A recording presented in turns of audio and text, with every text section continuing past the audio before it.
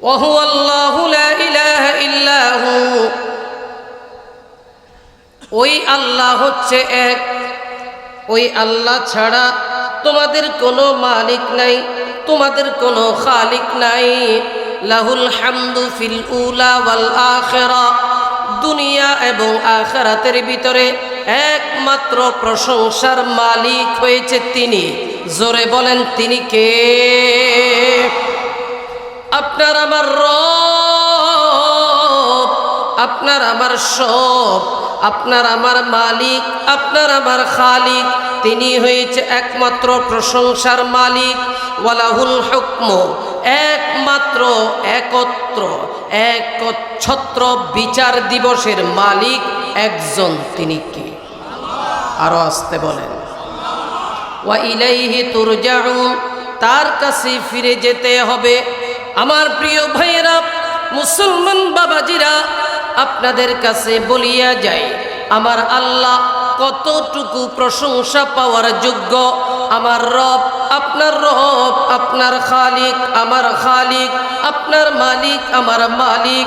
যেই দিন আপনি আর আমি আপনার আমার মায়ের পেটের ভিতরে ছিলাম, দুনিয়ার কেউ ছিল না, একমাত্র একজনই ছিল। চিৎকার মেরে বলেন না তিনি কে? মায়ের পেটের ভিতরে সংরক্ষিত জায়গার ভিতরে সুরক্ষিত অবস্থায় রেখে দিয়েছেন আমার আল্লাহ। দুনিয়ার খাবারগুলো মা খেয়েছে, মার খাবারগুলো জাউ বানাইয়া, পায়েস বানাইয়া, মায়ের নাবি আর আমার নাবি, আপনার আমার নাবির সাথে কানেক্ট ফিট করে দিয়া ওই আল্লাহ তাআলা আস্তে আস্তে পুশ করে করে খাওয়াইছে। কথা বলেন ঠিক না বেঠিক? আপনার আমার রব, তিনি কতটুকু প্রশংসার যোগ্য।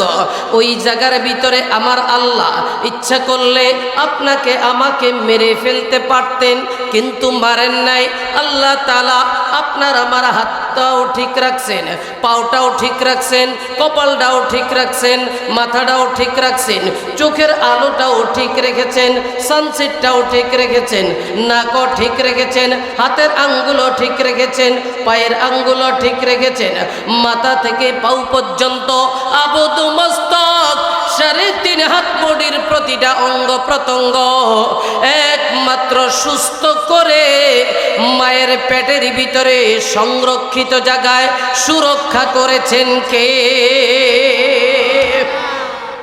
আমার আল্লাহ সুবহানাহু ওয়া তাআলা।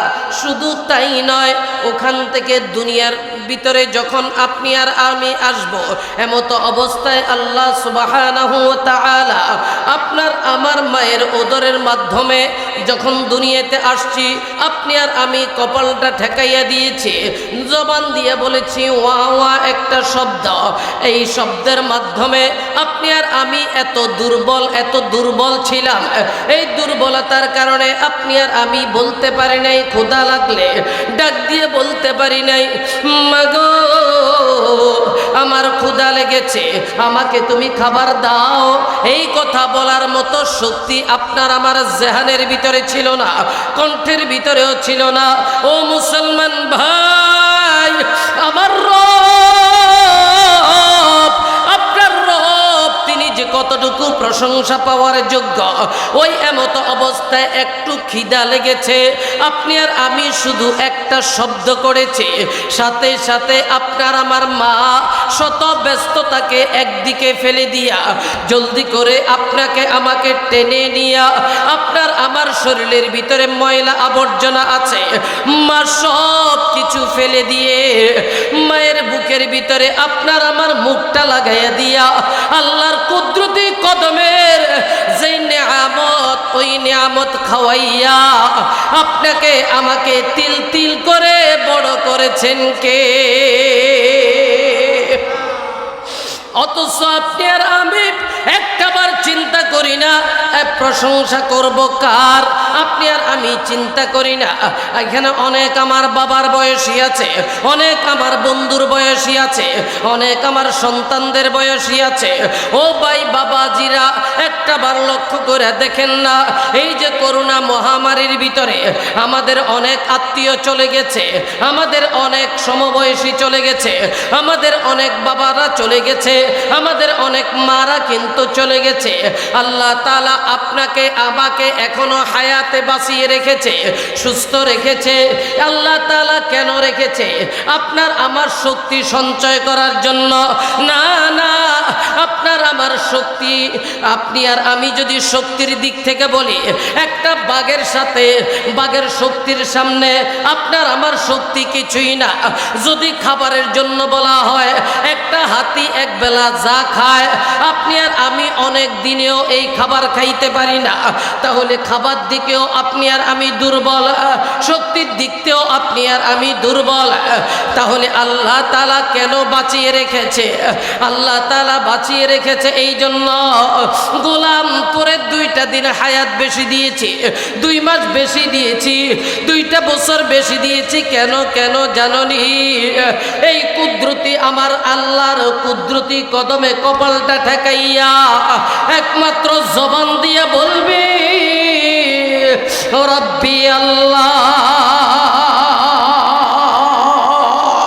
আল্লাহু আকবার। আপনার আমার রব কে? আর আসতে বলেন কে? চিৎকার মেরে বলেন না আল্লাহ। এরপরেও আমার আপনার রব বলে গোলাম আমার প্রশংসা করবে। শোন, আমি আল্লাহ জানায়া দিতেছি, উল্লাউ কানাল বাহরু মিদাদাল লিকালিমাতি রাব্বি লানাফিদাল বাহরু ক্বাবলা আন তানফাদ কালিমাতু রাব্বি ওয়ালাউ জিনা বিমিসলিহি মাদাদা।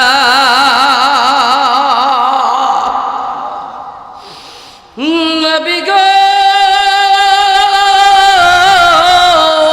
আপনি জানা দেন আপনার উম্মতদেরকে, আমার বান্দা বান্দীদেরকে, আপনি আর আমি যদি আল্লাহর প্রশংসা করতে করতে যদি দুনিয়ার যত বৃক্ষ আছে সমস্ত বৃক্ষগুলোকে যদি কলম বানাই, দুনিয়ার খাল বিল নদী এবং কি সমুদ্র মহাসমুদ্র সমস্ত পানিগুলোকে যদি কালি বানাই, সমস্ত গাছগুলোকে যদি আপনি আর আমি কলম বানাই, আমার আল্লাহ জানায়া দে রে গোলাম, আমি আল্লাহর প্রশংসা করার জন্য এই গাছ নামক কলমগুলো ক্ষয় হয়ে যাবে আর পানি নামক কালিগুলো শেষ হয়ে যাবে, কিন্তু আমি আল্লাহর প্রশংসা করা শেষ হবে না।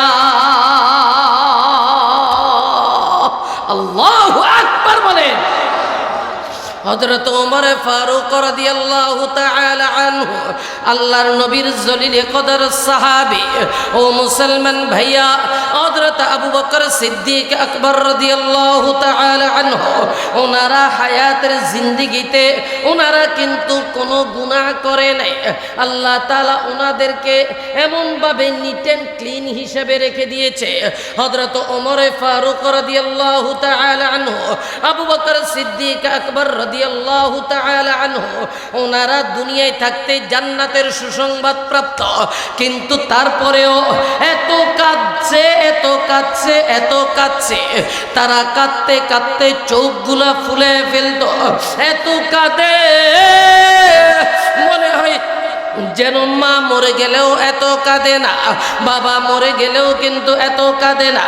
হযরত ওমর ফারুক রাদিয়াল্লাহু তাআলা আনহু অনেক কান্নাকাটি করতেন। কান্নাকাটি করতে করতে হযরত ওমর ফারুক রাদিয়াল্লাহু তাআলা আনহু যখন নাকি একেবারে অসুস্থ অবস্থায় পড়ে আছে, যেই দিন দুনিয়া থেকে চলে যাবে তার আগে আগে হযরত ওমর ফারুক রাদিয়াল্লাহু তাআলা আনহু তার ছেলে আব্দুল্লাহকে বলল, আব্দুল্লাহ যাও আম্মাজান আয়েশা সিদ্দিকা রাদিয়াল্লাহু তাআলা আনহা ওনার কাছে গিয়ে আমার সালামটুকু পৌঁছায় দাও আর বলো বলো আমি দুনিয়ায় থাকতে যেমন নাকি নবীজির ডাইনে ছিলাম বামে ছিলাম সামনে ছিলাম পিছনে ছিলাম আমি দেখতেছি বিশ্বনবী সরকারে দো আলম আর আবু বকর ওনাদের নিকটবর্তী একটা জায়গা খালি আছে আমাকে যেন ওই জায়গায় শোয়ার জন্য অনুমতি প্রদান করে যদি আম্মাজান আয়েশা সিদ্দিকা রাদিয়াল্লাহু তাআলা আনহা অনুমতি প্রদান করে তাহলে আমাকে শোয়াইবা এবার ওমর ফারুক রাদিয়াল্লাহু তাআলা আনহুর সন্তান আব্দুল্লাহ চলে গেল বিশ্বনবী সরকারে দো আলমের স্ত্রী আম্মাজান আয়েশা সিদ্দিকা রাদিয়াল্লাহু তাআলা আনহা ওনার নিকটে যখন চলে গিয়েছে গিয়া সালাম দিয়েছে আসসালামু আলাইকা যখন নাকি সালাম দিয়েছে সালাম দেওয়ার সাথে সাথে জবাব এসেছে জবাবটা দেওয়ার পরে ডাক দিয়ে বলতেছে মাগো আমার বাবা আপনাকে সালাম দিয়েছে আমার বাবা জানতে চেয়েছে বিশ্বনবী আর আবু বকর ওনাদের কাছাকাছি একটা জায়গা খালি আছে আমার আব্বা দুনিয়া থেকে চলে যাওয়ার পরে ওই জায়গাটা শুইতে চায় ওই জায়গার ভিতরে শোয়ার অনুমতি দিবেননি আম্মাজান আয়েশা সিদ্দিকা বলল যাও অনুমতি দিয়ে দিলাম আয়েশা যখন ওমরে ফারুককে ডাক দিয়া বলতেছে আব্বা জান আম্মাজান আয়েশা সিদ্দিকা রাদিয়াল্লাহু তাআলা আনহা অনুমতি প্রদান করে দিয়েছে এমত অবস্থায় ডাক দিয়ে বলতেছে আব্দুল্লাহ না না এটা হইতে পারে না আমি যেদিন দুনিয়া থেকে চলে যাব আমি দুনিয়া থেকে যাওয়ার পরে তখন আমি হইয়া যাব লাশ এখনো তো আমি দুনিয়ার ভিতরে এখনো রাজা আছি রাজা থাকা অবস্থায় হয়তো বা আমার সামনাসামনি বলতেছে কিন্তু আমি মারা যাওয়ার পরে এমত অবস্থায় তখন আমার লাশটাকে রেখে লাশটা নিয়ে আম্মাজান আয়েশা সিদ্দিকা রাদিয়াল্লাহু তাআলা আনহার ঘরের দরওয়াজার সামনে নিয়ে যাবা নিয়ে যাওয়ার পরে বলবা ওগো আম্মাজান আপনি অনুমতি দিবেন নে কারণ আমি মারা যাওয়ার পরে আমি বিশ্ব নবীর একজন সাহাবী আমি তখন আর খলিফাতুল মুসলিমিন না আমি তখন আমিরুল মুমিনিন না আমি তখন খাত্তাবের ছেলে আমি একজন আল্লাহর নবীর সাহাবী আমি একজন আল্লাহর বান্দা এই পরিচয় তার কাছে যাব এমত অবস্থায় তিনি যদি অনুমতি দেন আমার লাশটা দাফন করবা আর যদি অনুমতি না দেয় তাহলে আমার লাশটা জান্নাতুল বাকি গোরস্থানের ভিতরে নিয়ে দাফন করে দিবা হযরত ওমর ফারুক রাদিয়াল্লাহু তাআলা আনহু লাশটা যখন নাকি সামনে নিয়ে গেছে এমত অবস্থায় ডাক দিয়া বলতেছে আম্মা জান আমার বাবার লাশটা নিয়ে আসছে এখন কি বিশ্ব নবীর পাশে শোয়ার অনুমতি দিবেন আম্মা জান আয়েশা সিদ্দিকা রাদিয়াল্লাহু তাআলা আনহা ডাক দিয়ে বলল আরে আব্দুল্লাহ আই ডাকতেন আল্লাহ আমার স্বামী বিশ্ব সবার প্রধান অতিথি সমস্ত নবীদের নবী মুহাম্মদ আরবি সাল্লাল্লাহু আলাইহি ওয়াসাল্লামের দুঃখের দিনের সাথী দুনিয়ার সাথী সব যুদ্ধার সাথী হযরত ওমর এখন আমার স্বামীর কবরের সাথী হবে আমি কিভাবে বাধা দিতে পারি যাও যাও জলদি করে যাও আমার স্বামীর বাম পাশে শোয়াইয়া দাও তাওহীদের জন্য হযরত ওমর ফারুকের মতো ব্যক্তি দুনিয়ায় থাকতে অপরাধ জগৎ ছেড়ে দিয়া নবীজির প্রেমে পাগল হইয়া আল্লাহর একত্ববাদের স্বীকৃতি যখন নাকি কণ্ঠে উচ্চারণ করেছে আর কণ্ঠ উচ্চারণ করিয়া তার জীবন তার যৌবন তার জান তার মাল সব কিছু যখন করে দিয়েছে কোরবান বলেন তো তিনি দুনিয়ায় থাকতে লাভবান হয়েছে না ক্ষতি আমার ভাইয়েরা, আমার বাবাজিরা, তাহলে দেখা যায়, বোঝা যায় এই জন্য আল্লাহর একত্ববাদের স্বীকৃতি আমরা এখন থেকে দিব। আমরা দুনিয়াতে আমরা জীবন দিয়ে দিতে পারি, ঈমানটা কিন্তু দিতে পারি না। আমরা কল্লা দিতে পারি, আমরা কিন্তু পাগড়ি দিতে পারি না। কথা আসতে বলেন, ঠিক না বেঠিক?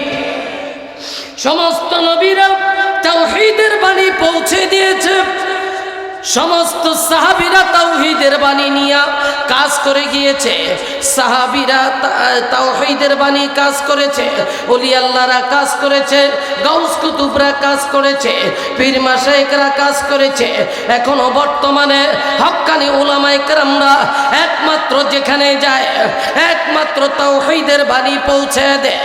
লা ইলাহা ইল্লাল্লাহ, আল্লাহ ছাড়া কেউ নাই, আল্লাহ ছাড়া মালিক নাই, আল্লাহ ছাড়া খালিক নাই, আল্লাহ ছাড়া সৃষ্টি করনেওয়ালা কেউ নাই, আল্লাহ ছাড়া আপনার আমার হায়াতের মালিকও কেউ নাই। কথা জোরে বলেন, ঠিক না বেঠিক? আমার নবীজি তাওহীদের বাণী যখন নাকি কাফেরদের মাঝে পৌঁছে দেয়, এমত অবস্থায় আমার নবীকে মক্কার বড় বড় কাফেরেরা অনেক কষ্ট দিয়েছে। সমস্ত নবীদেরকেই তো কষ্ট দিয়েছে, বিশেষ করে আপনার আমার নবীকে বেশি কষ্ট দিয়েছে। আমার নবী এমন একজন নবী যাকে সৃষ্টি না করলে আমার আল্লাহ কুল কায়নাত কিছুই সৃষ্টি করতেন না। ওই নবীজিও একটা দিন নয়, দুইটা দিন নয়, এক মাস নয়, 2 মাস নয়, 40টা বছর পর্যন্ত যাদের সাথে উঠা বসা করলো, লেনদেন করলো, ব্যবসা বাণিজ্য করলো, সব কিছু করলো, আমার নবীর আখলাক দেখিয়া, আমার নবীর কথাবার্তা দেখিয়া, উঠা বসা দেখিয়া, লেনদেন দেখিয়া তারাই উপাধি দিয়েছিল আল আমিন। কিন্তু আমার নবীজি তাওহীদের বার্তা পৌঁছে দিয়েছে। লা ইলাহা, জোরে বলেন, লা ইলাহা ইল্লাল্লাহ মুহাম্মাদুর রাসূলুল্লাহ। এমত অবস্থায় আমার নবীর উপর আক্রমণ, আমার নবীর উপর তীর নিক্ষেপ, আমার নবীর উপরে এবার পাথর নিক্ষেপ, আমার নবীকে রক্তে রঞ্জিত করছে, আমার নবীকে লাঞ্ছিত করছে, আমার নবীকে অপমান করছে, আমার নবীকে ক্ষতিগ্রস্ত করেছে। কিন্তু বলেন তো, আপনার আমার নবী কি বাপদাদার ধর্মের দাওয়াত দিয়েছে না আল্লাহর দাওয়াত? আরো আসতে বলেন, কার দাওয়াত? আল্লাহর তাওহীদের দাওয়াত দিয়েছে। কিন্তু দেওয়ার কারণে আমার নবী লাঞ্ছিত হতে হলো, অপমানিত হতে হলো, ক্ষতিগ্রস্ত হতে হলো, রক্তে রঞ্জিত করলো। কিন্তু আমার নবী সরকারে দো আলম নবীজি তিনি কিন্তু এই বাণী কখনো, এই বাণী পৌঁছানো থেকে চুল পরিমাণও পিছু হটে নাই। আল্লাহু আকবার। এবং কি আবু জাহেল, আবু লাহাব ওরা বলেছিল, মুহাম্মদ সাল্লাল্লাহু আলাইহি ওয়াসাল্লাম কি চাও? মক্কার সুন্দরী চাও? সুন্দরী এনে দিব। কি চাও? বাড়ি চাও? বাড়ি দিব। গাড়ি চাও? গাড়ি দিব। চাওটা কি বলো? বাদশাহী চাও? বাদশা বানিয়ে দিব। আমার নবীজি বলেছিল, এই আমার চাচারা, আমার কওমরা, আল্লাহর কসম, যদি আমার ডাইন হাতে সূর্য এনে দাও, বাম হাতে চন্দ্র এনে দাও, তারপরেও আমি তাওহীদের বাণী পৌঁছানো থেকে চুল পরিমাণও পিছপা হটব না। আরো আসতে বলেন। সেই তাওহীদের বাণী যুগে যুগে পৌঁছে দিচ্ছে সবাই। এই তাওহীদের বাণী পৌঁছে দেওয়ার কারখানায় রওজাতুল উলুম মাদ্রাসা। কথা বলেন, এখানে কি তাওহীদের বাণীটাই তো শেখানো হয়। আমার নবীর কাছে যে কোরআন এসেছে, নিট অ্যান্ড ক্লিন, একদম ক্লিয়ার। জালিকাল কিতাব লা রাইবা ফি, যেই কিতাবে ভুল নাই, ভুলের সন্দেহের লেশ মাত্রাও নাই। আল্লাহু আকবার বলবেন না? সেই পানি পৌঁছে দিচ্ছে, সেটার জন্যই রওজাতুল উলুম মাদ্রাসা। আমার নবীকে ওরা কষ্ট দেয়, শুধু কষ্ট দেয় তাই না, আমার নবীকে যখন কষ্ট দিতেছে আর কষ্ট দিতেছে, আম্মা জান খাদিজাতুল কুবরা রাদিয়াল্লাহু তাআলা আনহা, নবীজি যখন নাকি কালিমার দাওয়াত দিয়া, তাওহীদের দাওয়াত দিয়া জান আসতে একটু বিলম্ব হয়, দেরি হয়, মা খাদিজা দরজার ভিতরে টেক লাগাই দিয়া এইভাবে দাঁড়িয়ে থাকতেন, আমার স্বামী কই,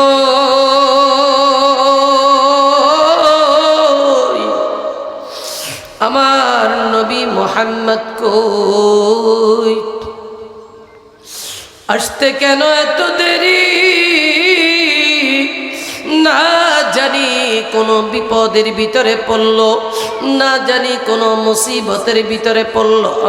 নবীজি ঘরের ভিতরে আসতো, আম্মা জান খাদিজাতুল কুবরা রাদিয়াল্লাহু তাআলা আনহা তারপরে তন্দ্রায় যাইতেন, ঘুমানোর জন্য প্রিপারেশন নিতেন।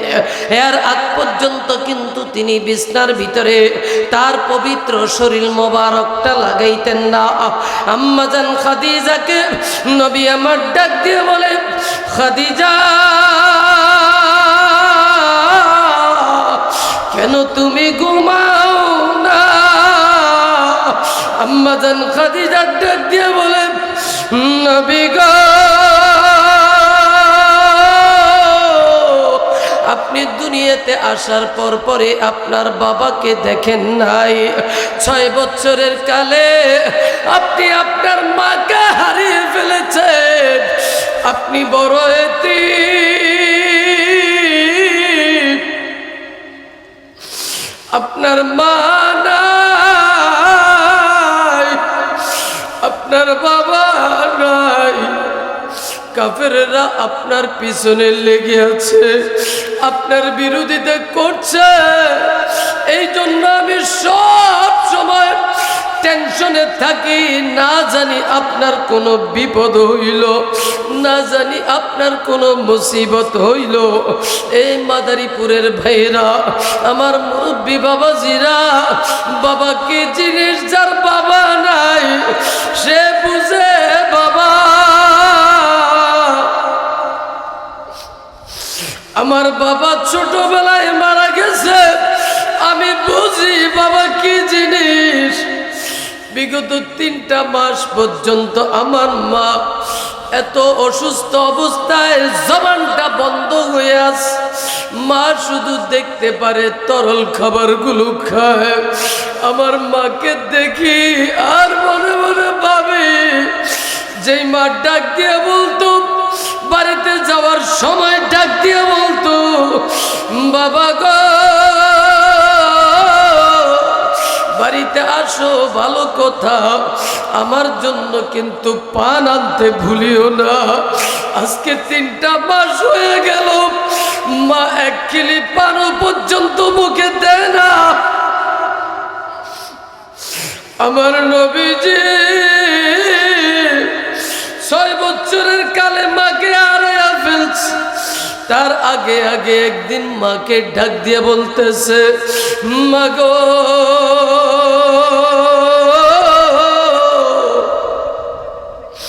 বিকালবেলা খেলার শেষে সব ছেলেদের বাবা আসে, আমার বাবা কই,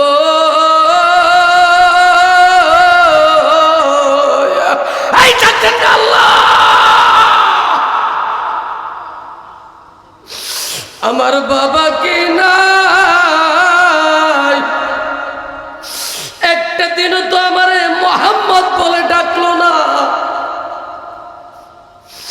হযরত আমেনা বিশ্বনবীকে নিয়ে হযরত আব্দুল্লাহর কবরের সামনে যখন গিয়েছে, নবী আমার চোখের পানিগুলো ছেড়ে ছেড়ে কাঁদে। রওজা জিয়ারত করিয়া রওনা হয়েছে, প্রতিমধ্যে হযরত আমেনা দুনিয়ায় থেকে বিদায় হয়ে গেছে। দাদা আব্দুল মুত্তালিব ডাক দিয়া বলতেছে, কি ব্যাপার আমেনা কই? নবী আমার ডাক দিয়ে বলে, দাদা গো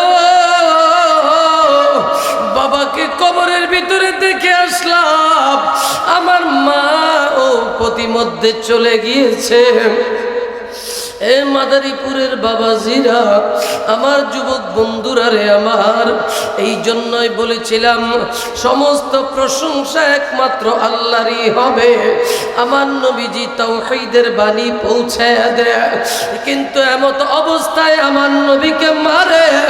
আর মা খাদিজাতুল কুবরা রাদিয়াল্লাহু তাআলা আনহা চিন্তিত অবস্থায় থাকে, আমার স্বামী কই, আমার স্বামী কই, বিশ্বনবী কই। এই জন্য সব সময় পেরেশান হইয়া থাকতেন। আপনার আমার জীবন যাবে যাক, আপনি আর আমি নবীর পক্ষেই থাকব। কারা কারা রাজি আছেন? আল্লাহরে দুটা হাত তুলে দেখায়া দেন। আল্লাহ তাআলা আসমানের দিকে হাত দুইটা টান টান করিয়া রাখিয়া একটা বার জোরে ডাক দিয়া বলেন তো আল্লাহ। আর একটু জোরে ডাক দিয়া বলেন আল্লাহ। চিল্লে ডাক দিয়া বলেন আল্লাহ। আল্লাহ, আমাদের জীবন যাবে যাক, কিন্তু আমরা তোমার পক্ষেই আছি। আয় মালিক, আমাদের জীবন যাবে যাক, আমরা নবীর পক্ষেই আছি, আমরা নবীর পক্ষেই থাকব। এই ওয়াদাবদ্ধ হয়েছি আল্লাহ। এই উপলক্ষ করে আমাদের সবাইকে তুমি মাফ করে দাও। জোরে জোরে বলেন আমিন। আর একটু জোরে বলেন আমিন। ওয়া আখির